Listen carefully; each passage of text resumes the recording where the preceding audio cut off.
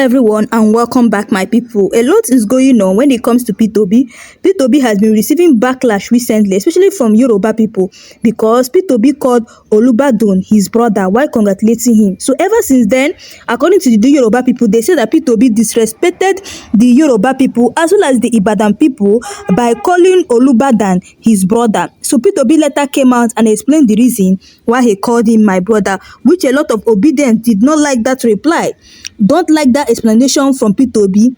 I don't know the reason why P2B would come out and be explaining himself to all those people. Like, I don't get it. P2B is not supposed to do that, right? So not only that, ADC has given P2B an ultimatum to join or they will close the door. So obedience are saying that let them even close the door because they just want to make P2B pathless. They just want to lure P2B into this ADC. At the end of the day, Atiku will now dollarize the ADC and get the presidential ticket. Then P2B will not have any place to go. So yesterday, there's this public outcry, especially from international communities, saying that Christians are being massacred in Nigeria right now and the mainstream media is silent. So now, Tinubu's government has come out to refuse the claim, saying that the terrorists target all Nigerians, not only Christians. Like, what are they even doing about it? Even though we know that it's not only the Christians that these bandits and Boko Haram are buying. So why is Nigerian government keeping quiet? That is the main issue.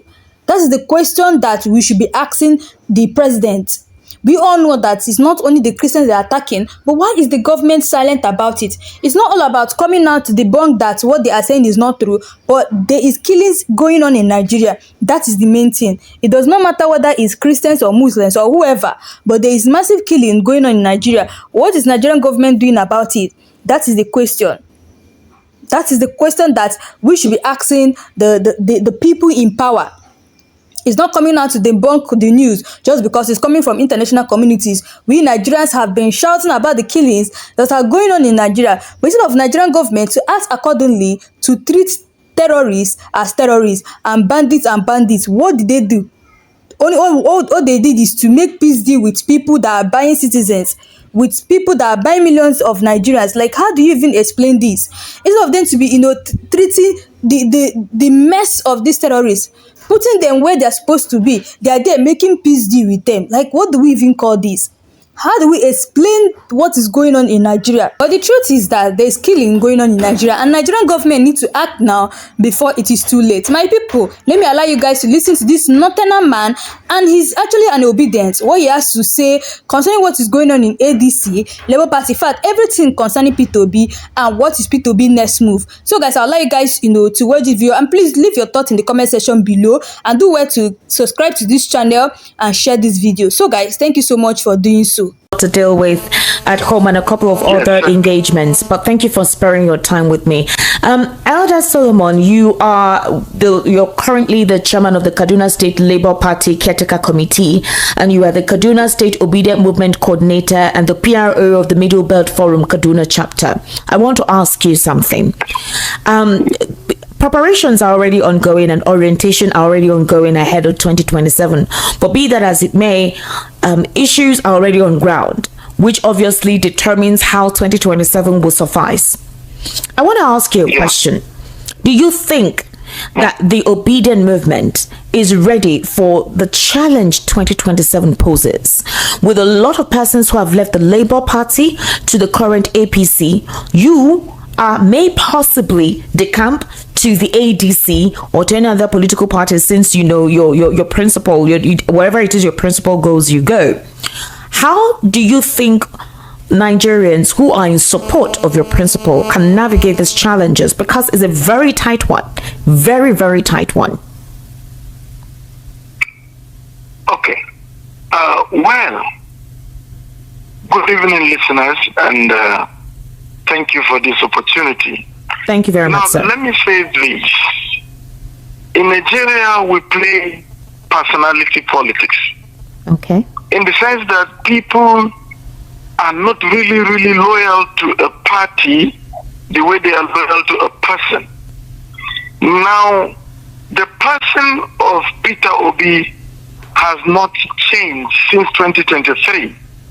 The qualities that he is known for, even as governor in Anambra State, has not changed. So, politicians can move here and there, but the Nigerian people are still holding on to what they have seen in Peter Obi, which makes him different from other candidates. And I can guarantee you that majority are just waiting for him to pitch a tent. Then you will see the wave that we've seen in 2023 or even more. So certainly is the party issue that is confusing a lot of followers and supporters and is keeping them quiet for now. But certainly when he pitched a tent, you're going to see a movement that you've not seen before. I want to ask you something, sir. How is Kaduna, what's the political hemisphere in Kaduna right now? Well, right now, the people are divided. Okay. You know, they had a bad 8 years experience with El Rufai. And then now we have Ubasani, and he was part and parcel of Ed Rufai's administration. Okay. But there's this personality clash between the two of them, and it's making it look as though Ubasani is innocent. But he is as guilty as El Rufai. We see them as the same. And then coming to the Labour Party and the Obedient Movement, people do not want to see Obi having anything to do with El Rufai, but we're trying to manage that. We're trying to explain to them that show me your friends and I'll tell you who you are is not obtainable in politics. It can be obtainable in other parts of life, but in politics, you can have a friend that is really different from you, but because you are targeting the same goal, you can work together towards it. But that has not been easy, I must tell you. And people are a little bit impressed, especially from the southern part of Kaduna, with Tinubu's administration because of the CDS and the university, Federal University and Federal Medical Center given to them. But the northern part of Kaduna are mostly with El Rufai and then some with Peter Obi because they are getting to accept Peter Obi. You know how Kaduna is when you say northern side, you are talking about the Muslim dominated area. Thank you. All right. So with this, with what you just described, is there a possibility of harmonization before 2027 in terms of acute conviction? The reason why I ask is this. There are talks that Peter Obi may not eventually run with the ADC. Now, I'm sure you're very much aware that the Obedients have been speaking with Jonathan and Atiku, asking them to please support Peter Obi. Others believe that if Peter Obi is popular, as he says, then let him test that strength of popularity and let him contest in the open primary. If he emerges, everybody supports. But others feel like with the persons in the ADC, it would definitely tilt in favoring Atiku Abubakar. And this is the turn of the South. Now, if it does happen that Atiku comes on board, there are fears that the votes will be divided. Most of the Obedients may not necessarily be passionate to want to commit themselves in campaigning for Atiku. Others feel that what happened in 2023 may be the same thing that will happen in 2027 because that enthusiasm, especially from the supporters of Obi, may reduce. Now, others believe that since Peter Obi said he'll be announcing the political party he would run with in November, that it's possible it may be ADA or Labour Party. However, right now, it is obviously deliberate that he has not really said where he is. As it stands, with what is currently going on in the ADC, and the fact that a couple of persons are still hesitant to accept the ADC, what is the Obedient movement doing in regards to that? Well, You know, I'm a state coordinator of the Obedient Movement, and then the national coordinator is in the best position to speak on behalf of the Obedient Movement. But what I will be saying is my personal opinion and what I think based on what I'm seeing. To be candid, I see ADC as a trap. Okay. A trap that will bring in Obi to clip him and deny him the opportunity of running. First, I must say this is how we think as Obedient. Okay. We believe we won the 2023 election. We despite the announcement that didn't favor us. So if we won without merger, we believe we can still win again without any coalition. We can still do it again. We have learned our lessons and we think we know better, especially how to defend our votes. But it is important for the sake of Nigeria that the coalition work so that it will become easier to have a clear win of the ruling APC. But it is not a do or die. Okay. First, I'm a northerner, and I feel, in all honesty, power should be zoned to the south. Okay. PDP set an example that shows a national party that wants to carry the whole Nigeria along and the zone to the south. Why can't ADC do the same? If ADC will zone power to the south and at the end of the primaries, Obi did not pick the ticket, I think it will be justifiable and many of us will reason along that line. But when you don't zone power to the south and you are asking Obi to come in, for us it's a trap. You are just trying to, at the end of the day, give power to Atiku. And where is the fairness? Where is the togetherness? Where is justice? The North had its own 8 years, uninterrupted, despite the poor performance. And we stood by Buhari, reinforcing failure for 8 years. So at this time, we don't just want to replace Tinubu with a northerner. We want to replace Tinubu with an excellent leader. So it is not about taking over power. It's about changing Nigeria. And the only person we see for now that has the capacity, the character, the compassion to do that is Peter Obi. And here in the North, I am telling you, we're 100% waiting for him to pitch a tent and then we'll support him. And Atiku is just an endorsement of Tinubu. Wow. He's an endorsement of Tinubu? But Atiku has openly criticized Tinubu on a lot of fronts, called him out, and we saw him in several meetings with El-Rufai saying they must do all they can to make sure that Tinubu does not come back in 2027. So you think that is just a front, that Atiku is literally working for him to factionalize the ADC? If that was the case, why speak with Peter Obi to join the coalition if you have an agenda, and your agenda is to possibly divide the people's commitment, and eventually the person whom you say you're running against wins the election? Yeah, I wouldn't conclude 100% that Atiku is working with Tinubu. Rather, I think Atiku is blinded by his ambition.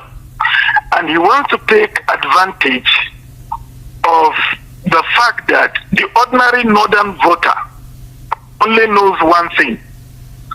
Is there a northern Muslim on the ballot? If the answer is yes, that's the direction he's going. He will not want to ask whether the person is competent or not. Okay. That's an ordinary northern voter. So that's what he wants to take advantage of. He wants to be the next Buhari. He wants to capitalize on the blind followership of majority of the northern voters. And do you think he has it? Do you think he has it? Do you think now he doesn't? He doesn't. Okay. He doesn't.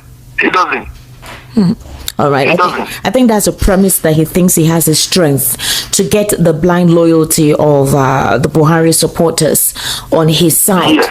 Okay. Well, you can never tell what is going on the ground because he's really been with El Rufai lately. And you know, El Rufai is a Buharist, a core Buharist. Now, El Rufai is on a mission. He has not said if he needs any political appointment or any agenda whatsoever. For him, he has not disclosed. He's on a vengeful mission of Tinubu must not be there in 2027, and he is ready to go all out. He doesn't care. Recently, he made a couple of statements, and he said when the time is due, he's going to speak. We don't know what he's going to say. But, you know, obviously, the president has powers. He has his state powers, so one would need to be very careful with what anyone says. But the APC is very confident that they have it for 2027. Now, there is this aspect of our politics, which is tribalism. It's been introduced. Let me not say it's been introduced. It's always been there, but it's very potent now. And it feels like the Southwest is winning in this aspect. The supporters of this administration, they're winning in that regard of using tribe to possibly make sure that the polity is fragmented. Think of your brother first. No matter what anybody says, no matter how bad he is, we will talk to him inside. We will criticize him inside, but let's show him the support and he will do us better. So how do you intend to break this particular aspect of the polity that is toxic and distasteful? How do you want to break it? Because it feels like the advantage is not on the side of the obedient in this regard. To be very candid, if you whip sentiment of ethnicity and religion in Nigeria, the votes are going to go in your favor. And that's what I think Atiku wants to capitalize on. The Northerners, till date, like I said, they go with religion and ethnicity, just like the West. Okay. And to be very candid, when it comes to politics and power, what a Northerner cannot do does not exist. I am telling you, as a Northerner, if they want to remove Tinubu and they put a Northern candidate, nobody, no police, no INEC can stop them. But what we're saying is that Nigeria is not all about the North. Exactly. Yeah, so parties should help in at least negotiating a Nigeria that is for everybody.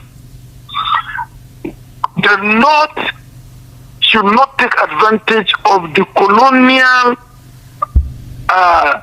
delineation that gave it the largest population, so to say, and denied other parts of Nigeria the right to emerge as leaders as well. So, if you leave it to the North, they will remove Tinubu. There is no two ways about it. Because they are as violent as he thinks he is. And they are even more united. I'm telling you, if the North will bring out a candidate that will serve their interests, every Northerner around Tinubu is just waiting for a time to betray him. That's the truth. If you ask Goodluck Jonathan, everybody has said it. Yeah. If you ask Jonathan, they will definitely gang up and make sure it happens. And it will be very difficult for anybody in the North to announce a result in favor of Tinubu if it is not. Because himself and the family will be killed even before he leaves the place. So it's something that we all know, that despite the machinery of government at Tinubu's disposal, if the Lord wants to stop him, they will stop it. So that's why I think Peter Obi should negotiate in the ADC to have the support of these northerners, because many of them are not after removing Tinubu, are replacing Tinubu with the northerner. They are actually after vendetta, like El-Rufai. They actually want to prove a point. El-Rufai cannot sleep seeing Tinubu as a president, just like Amechi is not sleeping seeing Wike as a minister. So these two, they are... What do you mean by prove a point? Their person just served 8 years. Tinubu supported their person in that 8 years, even when the economic policies were not favorable to the people, even when insecurity was ravaging the entire nation. Tinubu and his supporters kept quiet and continued to show support. So why? They now know that his quietness and his support was for himself. He kept